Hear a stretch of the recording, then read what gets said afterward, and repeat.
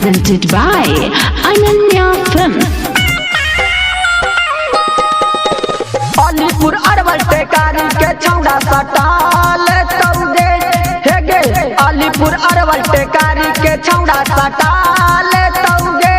हेगे सटाल तौगे के छौड़ी फतुहा वाला छौड़ा पटाल तौगे के छौड़ी कुर्ता वाला छौड़ा पटाल तौगे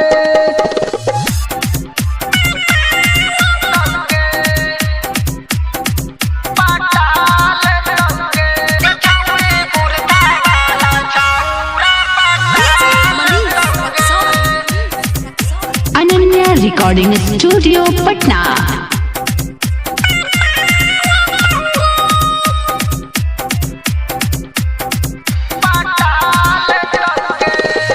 आरामा साउड़ी में मारा ही आँख गे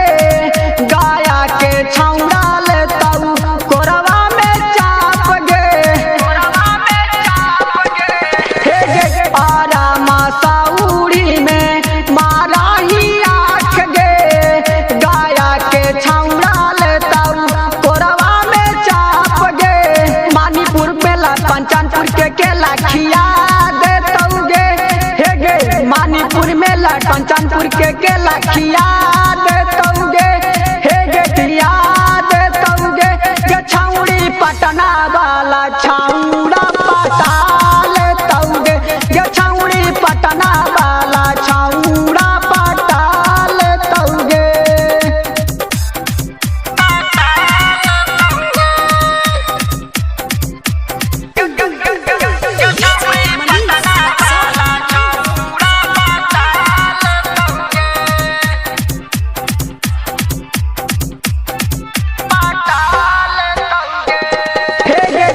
रोज रोजे घुमाई पूरा बिहार गे गायक भोला राजा जैसन खोजही भातार गे रोज रोजे घुमाई पूरा बिहार गे भोलावा के जैसन खोजा हाही भातार गे कर्मी सिंगर गे रोडवा पर मर गे मचा दे तौगे हे गे कर्मी सिंगर गे रोडवा पर मर गे मचा दे तौगे